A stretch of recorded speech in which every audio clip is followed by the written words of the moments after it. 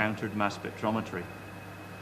All astronomers are aware of the electromagnetic spectrum, but in planetary sciences, the mass spectrum of the elements is something which provides important information about solid materials.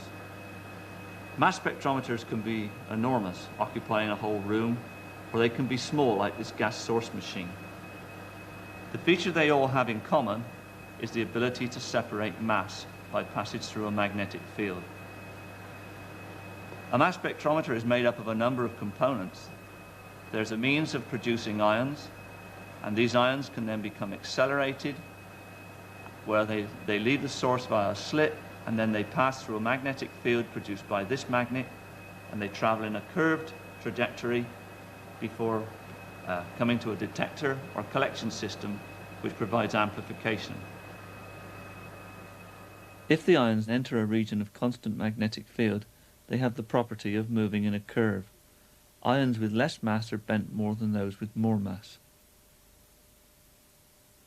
By separating ions of different mass, we can learn what elements are in a particular sample. But perhaps the most important property of mass spectrometers is their ability to separate isotopes. In Chapter 8 of Block 2, we saw how oxygen isotopes can be used to detect heterogeneity in the solar system. Isotopes are forms of an element which have different mass because of differences in the abundance of neutrons in their nucleus.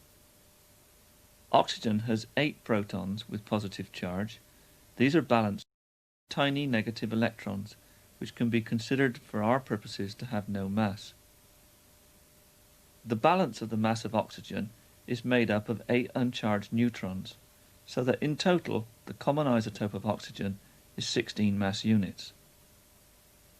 About 2 out of 1,000 oxygen atoms are not like this.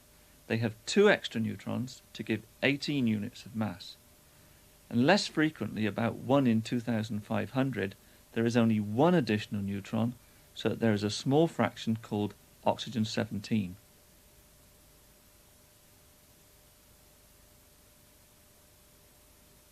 Before going on, use the table in your notes to work out all possible masses of molecular oxygen that can result from combinations of isotopes of oxygen 16, 17 and 18. What are their relative abundances?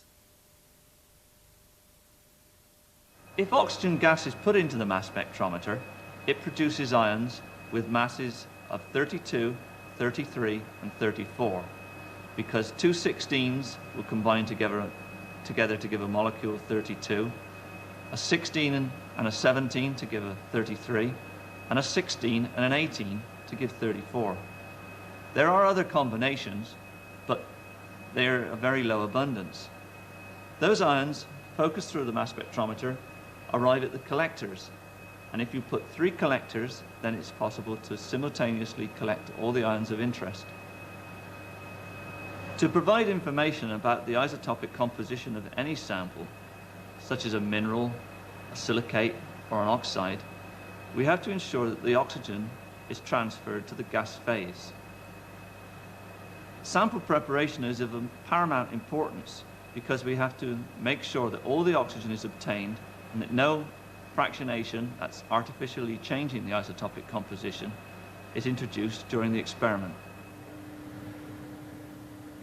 The technique is to displace oxygen from the minerals using very reactive fluorine gas at high temperatures.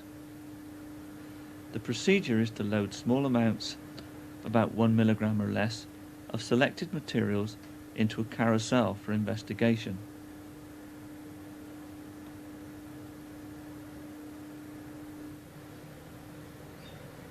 The carousel is inserted into a vacuum chamber, and the samples can be selected by viewing with a video camera.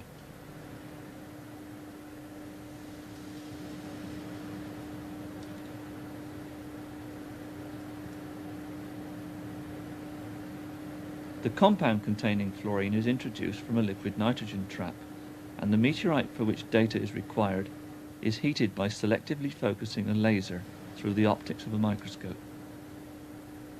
and scanning the beam backwards and forwards across the sample so that the reaction proceeds. The liberated oxygen gas is collected and taken into the mass spectrometer for measurement. When plotted on a graph of 17 oxygen, 16 oxygen against 18 oxygen, 16 oxygen, meteorite samples fall in various defined regions, quite different from Earth's rocks, which all fall on a trend called the terrestrial fractionation line. The reasons for such differences are discussed in Chapter 8. As I have already indicated, the minor isotopes of an element make up only a very small proportion. We have to be able to measure this abundance relative to the main isotope very precisely. The problem is that mass spectrometers are very different the world over. This mass spectrometer here is quite different from that one on the opposite side of the room.